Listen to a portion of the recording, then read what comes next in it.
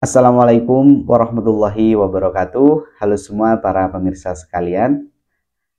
Di kesempatan hari ini saya akan membahas seputar pertanyaan yang sering ditanyakan oleh masyarakat mengenai penyakit diabetes. Sebenarnya diabetes itu ada yang basah atau ada yang kering. Ya, istilah-istilah seperti itu seringkali saya dapatkan saat mengisi penyuluhan kesehatan ya. Mas, sebenarnya ada nggak sih diabetes basah dan diabetes kering itu? Gitu. Nah, di kesempatan hari ini saya akan membahasnya dan menjelaskan sebenarnya diabetes basah dan diabetes kering ada nggak sih dalam istilah medisnya?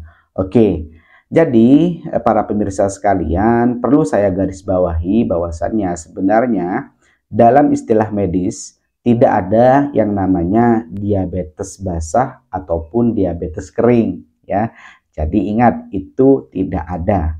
Hanya saja memang kondisi pada pasien-pasien yang sedang mengalami diabetes, kalau dia tidak terjadi luka maka biasanya dia terjadi kehitaman pada kulitnya.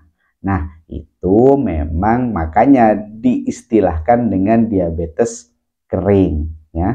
Tapi ingat, kulit yang berwarna hitam tadi yang cenderung kering itu apabila tidak benar-benar dijaga, maka biasanya dia akan terjadi luka ya, ataupun dikarenakan trauma yang kecil ya, dan pada saat itu gula darah tinggi ya, yang awalnya dia kering bisa saja nih ya dia terjadi luka dan basah bernanah.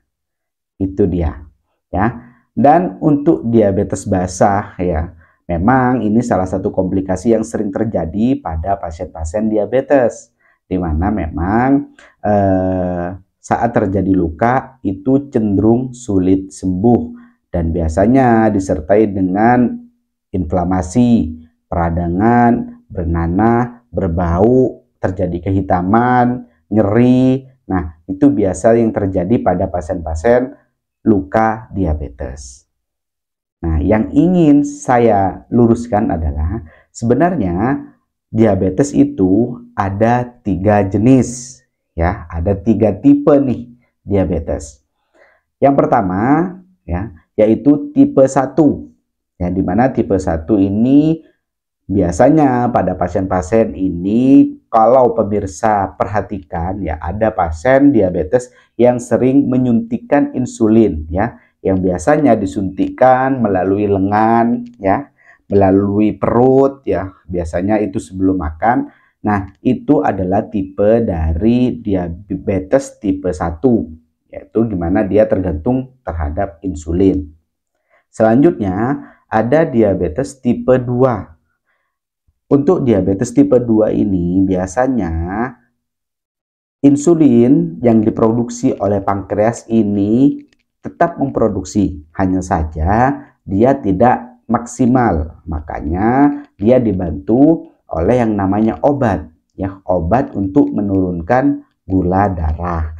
Nah, bagi pasien-pasien yang mengkonsumsi obat gula darah itu termasuk pada diabetes tipe 2. Oke ya, itu.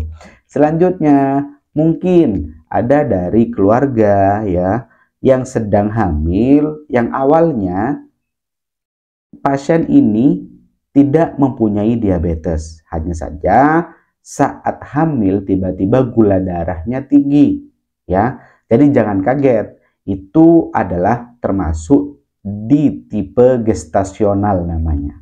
Jadi diabetes yang dialami oleh ibu hamil. Dikarenakan apa? Dikarenakan adanya perubahan metabolisme dalam tubuh pasien tersebut.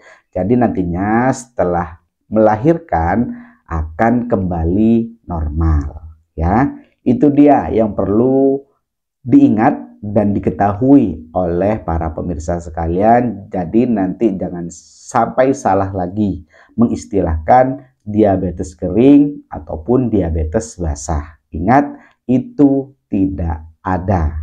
Oke, itu saja yang ingin saya sampaikan pada kesempatan hari ini. Oh ya, jadi silakan nih untuk para pemirsa sekalian yang sudah subscribe ataupun yang belum, yang ingin berkonsultasi ataupun menanyakan seputar perawatan luka ataupun penyakit yang berhubungan dengan luka, silakan boleh nanti tulis di kolom komentar ataupun bisa menghubungi nomor WhatsApp saya.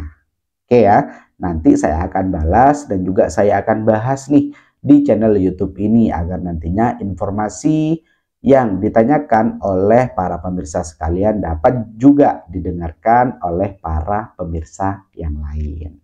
Oke, terima kasih sudah menonton video ini dan juga terima kasih sudah support terhadap channel ini. Semoga nantinya apa yang saya sampaikan dapat bermanfaat untuk para pemirsa sekalian. Saya Muhammad Sibromulis pamit undur diri, mohon maaf apabila ada salah-salah dalam penyampaian. Saya akhiri, sampai jumpa di video berikutnya. Wassalamualaikum warahmatullahi wabarakatuh.